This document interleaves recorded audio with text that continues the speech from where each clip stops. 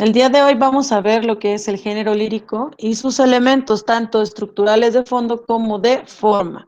Es decir, lo que podemos encontrar a un nivel profundo o subjetivo en un poema y lo que encontramos tal cual en forma. O sea, como por ejemplo en los ensayos que tenemos una introducción, un desarrollo y un cierre, en los poemas también vamos a tener partes de estos y cuestiones que tenemos que respetar cuando estemos escribiéndolos.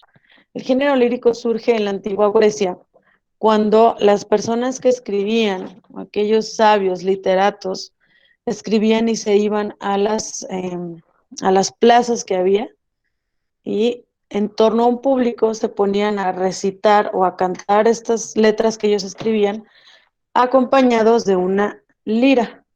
La lira es el instrumento que ustedes observan aquí. De ahí surge el origen de la palabra lírico. ¿Qué es entonces la lírica? Ya hablando de una manera o de una forma literaria, es la capacidad de expresar los sentimientos y emociones a través de la poesía. Así es.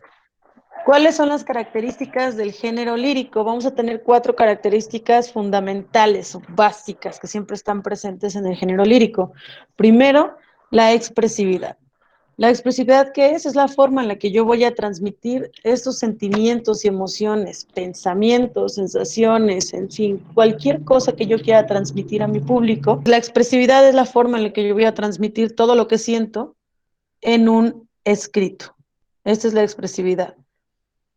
Puede manifestar que, pues, desde alegría, tristeza, desesperanza, les decía melancolía, nostalgia, gozo, obsesión, felicidad, entre muchos otros sentimientos, podemos nosotros manifestarlos de una manera escrita.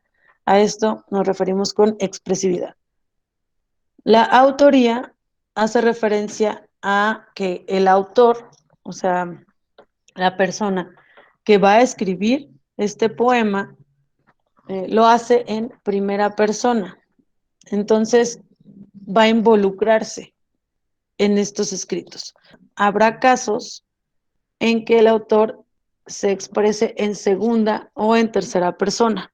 Ahorita lo vamos a ver en cuanto a fondo. Pero, eso sí, el autor siempre se involucra de alguna manera en su escrito. Por eso es como auténtico.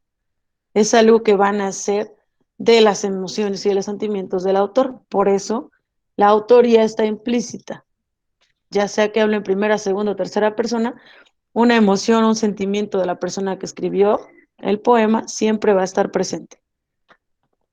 La temática es el contenido que va a estar relacionado con qué, con la vida, con la naturaleza, con el fin de la existencia, con el paisaje, con el amor, con el desengaño, con la muerte, con sucesos históricos importantes, con personajes importantes de la historia, en fin. Esto, la temática está relacionada con el tipo de poesía. La estructura es este orden que yo le voy a dar a mi escrito lírico. Los elementos que vamos a ver van a ser el hablante lírico, objeto lírico, motivo lírico, temple de ánimo y actitud lírica. El hablante lírico va a ser el personaje que va a crear el autor de la poesía para expresar sus sentimientos y emociones. Su principal objetivo, ¿cuál es? El hacer que el lector se conecte y se identifique con su mundo más íntimo y personal. Este hablante lírico, les decía que puede ser él mismo, puede estarse refiriendo a él mismo, puede estar escribiendo la poesía a una segunda persona y puede estar escribiendo la poesía en tercera persona, refiriéndose a su personaje como ajeno a él. Entonces, el hablante lírico es el personaje que va a crear este autor dentro de su escrito. El objeto lírico está relacionado con qué? Con la persona que va a inspirar, las famosas musas, ¿no? Siempre que entrevistan a algún cantante o algún autor o algo, siempre les preguntan, ¿y en qué te inspiraste? Eso es el objeto lírico, en el qué, aquel elemento con el que yo relaciono mi poema. El objeto lírico puede ser una persona, puede ser un objeto inanimado, puede ser un animal, puede ser la naturaleza, en fin, el objeto lírico puede ser lo que sea que te inspire a escribir. El motivo lírico es el por qué y para qué voy a escribir esta obra literaria. O sea, se va a referir a la temática principal de la obra. Por lo general, vamos a relacionarlo con algún tipo de circunstancia o experiencia. Si yo estoy escribiendo un poema de amor, ¿qué me motivó? No sé, tal vez conocer a la persona, besar a la persona, ya estoy escribiendo acerca de sus besos, o tuve una mala experiencia y me rompen el corazón, entonces voy a escribir porque me rompieron el corazón. El motivo va a ser esta ruptura, esta experiencia que tuve de romper con la persona que me va a hacer escribir algo. El temple de ánimo es el ánimo que tiene el personaje dentro del poema, no la persona que lo escribió, el personaje que está dentro del poema. La actitud lírica va a estar asociada con la manera en cómo el hablante lírico va a expresar lo que siente. Este elemento va a entrar o comprender en tres variedades. La primera es la enunciativa, la segunda es la apostrófica o apelativa y la tercera es la carmínica o de la canción. Aquí hago referencia a la manera en cómo el hablante lírico se va a expresar o va a decir lo que siente. El hablante lírico, acuérdense que es mi personaje, pero esta actitud lírica sí está muy relacionada en cómo se va a expresar el autor dentro de la obra. La actitud enunciativa, por ejemplo, la narración poética o los versos van a estar expuestos en tercera persona. Yo estoy hablando de una persona ajena a mí, como autor, ajena a mí. Yo no me estoy metiendo en el papel de mi hablante lírico, de mi personaje. Les digo, está relacionado porque mi hablante lírico va a estar hablando de otra persona. En la actitud apostrófica o apelativa, el hablante o personaje va a sostener una conversación con el objeto lírico, como cuando digo tú, a ti, yo te dije, te decía, te estás refiriendo a una persona con la que estás hablando, como si estuvieras hablando con ella. Entonces el autor está escribiendo como si estuviera hablando con otra persona. Su personaje o hablante lírico se va a estar dirigiendo a otra persona en el escrito. Y en la parte de carmínica o de la canción, va a mezclar, aquí sí se van a mezclar mucho los sentimientos del enunciante o del personaje que está implícito con el autor y el objeto. Aquí voy a hablar en primera persona, voy a hablar de yo, de mí. El autor va a escribir como si él fuera su propio personaje, si él fuera su propio hablante lírico. Ahora, pasando a la estructura de los poemas, esto que vimos es la parte del fondo, lo que está implícito, que no lo veo tal cual en el poema, solo está implícito en él. Los elementos estructurales yo sí los voy a poder distinguir en el poema como tal, ¿sale? Unos son de fondo, otros son de estructura.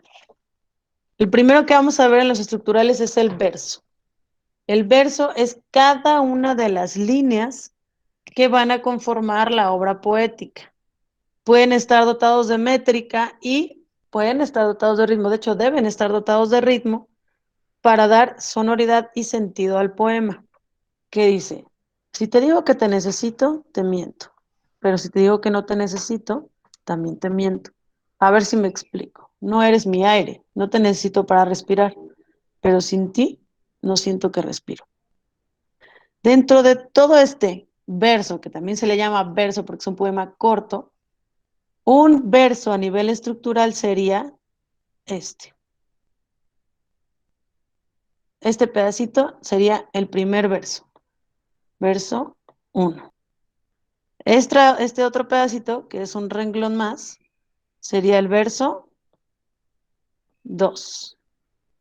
Cada línea que conforme a la estrofa o al enunciado sería un verso, ¿sale? Toda esta sería el verso 3, Y así, hasta llegar al verso 4, verso 5 y verso 6. La estrofa se va a referir a la parte del poema que va a agrupar dos o más versos, los cuales pueden tener una medida y rima similar. Pueden tenerla o pueden no tenerla. Puede haber estrofas, por ejemplo, de 3 versos, estrofas de 4, estrofas de 3, estrofas de 4 en el mismo poema. En el caso de la prosa poética, se le va a denominar párrafo. O sea, la prosa poética es donde no riman. En este ejemplo que ustedes están observando aquí, tenemos un poema que va a tener ¿cuántos versos? Vamos a ver, 1, 2, 3, 4, 5, 6, 7, 8, 9, 10, 11, 12, 13. 13 versos. Si yo los enumero va a ser verso 1, verso 2, en fin, etcétera, etcétera, etcétera. Este 2 parece más uno, ¿verdad? Ahí está. Esos serían los versos. Cada línea que ya vimos es un verso. Ahora la estrofa, estamos diciendo que es el conjunto de versos. El conjunto de versos en un poema, en una poesía, se va a distinguir mucho porque dejamos una separación entre una estrofa y otra. Entonces aquí, esta parte de 4 versos sería la estrofa 1, ¿vale? Esta sería la estrofa 2. Y esta última sería la estrofa 3. ¿Qué va a pasar si mi poema no tiene estas separaciones? Voy a ver dónde está el punto. En el verso en el que esté el punto, vean aquí, déjenme le pongo otro color para que lo distingan bien. Las estrofas que tienen el punto, los versos que tienen el punto al final, me van a decir dónde acaba y dónde inicia otra estrofa. La métrica se va a referir al conjunto de normas que van a determinar la cantidad de sílabas que poseen los versos de un poema. Sílabas de cada uno de los versos. Si ustedes no saben separar por sílabas, se van a ver en una bronca al hacer métrica de poesía. ¿Qué vamos a hacer? Vamos a irnos verso por verso, midiendo, primero separando estas sílabas y luego midiendo cuántas hay en cada uno de los versos para ver si hay ritmo. Normalmente se dice que si un poema tiene más, menos 2 sílabas de diferencia, es un poema con una muy buena o excelente métrica. Para saber la métrica que voy a hacer, voy a separar las sílabas. Entonces, vamos a hablar como si estuviéramos aprendiendo a leer apenas. Me, pei, na, el, bien, to, los, ca, be, yos. Cada una de estas es una sílaba. Ahora las voy a contar. ¿Cuántas tengo? 1, 2, 3, 4, 5, 6, 7, 8, 9, 10. Tengo 10 sílabas en mi primer verso. Y el pensamiento se me va. 1, 2, 3, 4, 5, 6, 7, 8, 9. Vamos a sacar los numeritos, vemos cuál es el número que queda en medio. Por ejemplo, en este caso tenemos 10, 8 y 9. Si yo los ordeno, voy a tener primero 8, luego voy a tener 9, luego voy a tener 10. Mi número central sería el 9. Entonces, si yo tengo de métrica, para que se cumpla esta regla, más menos 2, quiere decir que puedo tener 7 sílabas y puedo tener hasta 11 sílabas máximo en cada uno de los versos. ¿Para qué? Para que mi poema conserve esta regla. ¿Está cumpliendo con la métrica? ¿Sí o no? Yo digo que sí. ¿Por qué? Porque hacia abajo solo tenemos una unidad y hacia arriba tenemos una unidad. Este poema va a tener de métrica 9 más menos 1. Cada poema va a tener una métrica distinta. Incluso los que ustedes van a escribir pueden tener poemas que tengan 10 más menos 1. Por ejemplo, eso quiere decir que todos sus poemas van a tener desde 8 hasta 12 sílabas máximo para que conserven esta regla de la métrica. La cadencia y el ritmo, que les estoy diciendo, dice ritmo, ritmo, hacen referencia a estas pausas y signos de puntuación que yo voy a utilizar para que mi poema suene armónico. Cuando estamos hablando de la prosa poética, esta cadencia se va a asociar a la proporción que yo estoy dando equilibrada de las frases que me van a dar y hacer sentir una intención. Entonces, esta parte de cadencia es todas las pausas y toda la puntuación que yo voy a usar para darle esta intensidad al poema, tanto en prosa como en verso. El ritmo hace referencia a la forma en la que se van a distribuir estas pausas, los sonidos y los versos a lo largo del poema. El ritmo está determinado por la métrica. El ritmo en la prosa lo va a determinar la cadencia. ¿Qué va a determinar el ritmo en un poema en verso? La métrica. ¿Qué va a determinar el ritmo en un poema en prosa? La cadencia. No es lo mismo que yo lea un poema así, fíjese. Primero, no le voy a dar esta intención, no le voy a dar esta cadencia al poema. Lo voy a leer como si fuera cualquier texto de cualquier género. Después le voy a dar una cadencia y un ritmo. Y me van a decir si notan una diferencia o no, ¿vale? Para que quede más claro qué es cada cosa.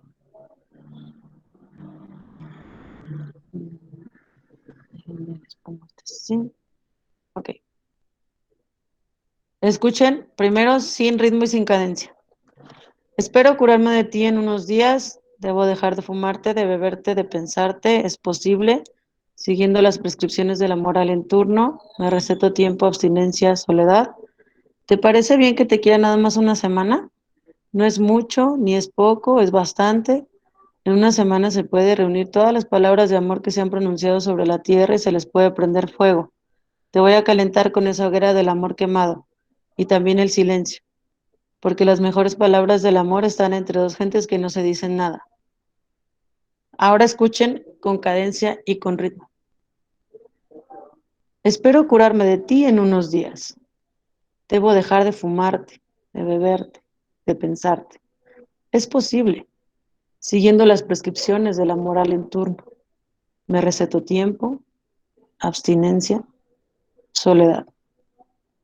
¿Te parece bien que te quiera nada más una semana? No es mucho ni es poco, es bastante.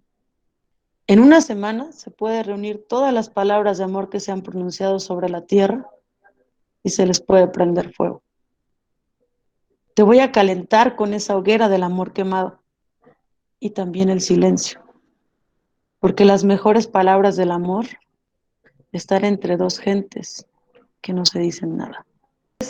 Cuando yo leo, tomando en cuenta este ritmo y esta cadencia, voy a sentir lo que estoy leyendo. Voy a tratar de interpretar lo que estoy leyendo.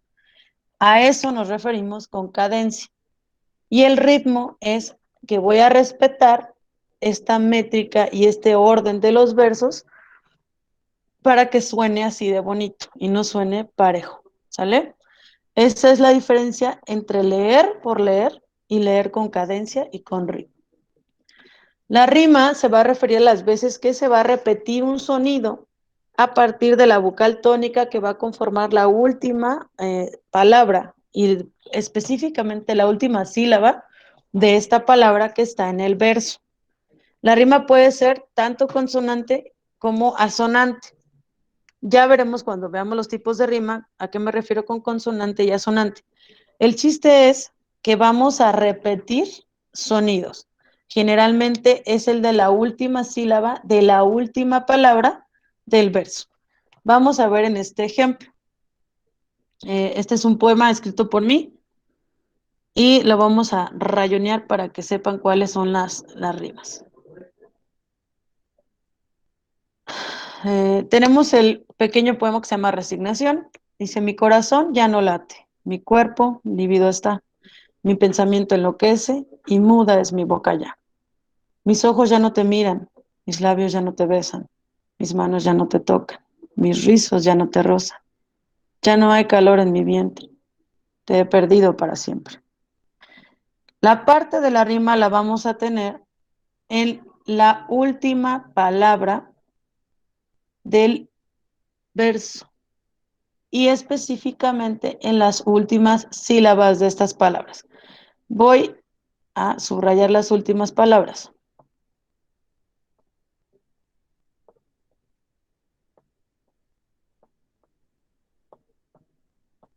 Aquí vamos a buscar las rimas, ¿sale? Hay dos tipos de rimas, una en la que la sílaba es completamente igual de una palabra y de otra, y otra en que las sílabas puede diferenciarse en las consonantes.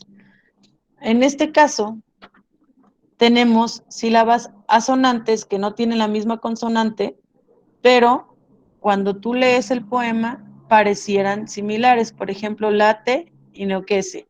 Vamos a tener la terminación la E, nos va a dar una rima asonante. Lo vemos escrito y no parece igual, ¿sale? Pero las últimas letras de estas hacen que suene similar. Todas estas, si se fijan, van a terminar con an, an, an, an. Esta repetición de sonidos que tienen las palabras van a hacer una rima. Vientre, siempre. Las dos tenemos que terminan en RE. Estas rimas pueden estar intercaladas, por ejemplo, vientre podría estar luego tocan, luego siempre, luego rozan. O sea, aquí el chiste es que es una repetición de sonidos a partir de la vocal tónica, o sea, la que escuchamos. ¿Alguna duda? No tenemos nada de dudas, no tenemos ninguna cuestión, entonces ya podemos retirarnos, chicos. Que tengan una bonita semana y nos vemos la próxima semana aquí en vivo. ¿Sale?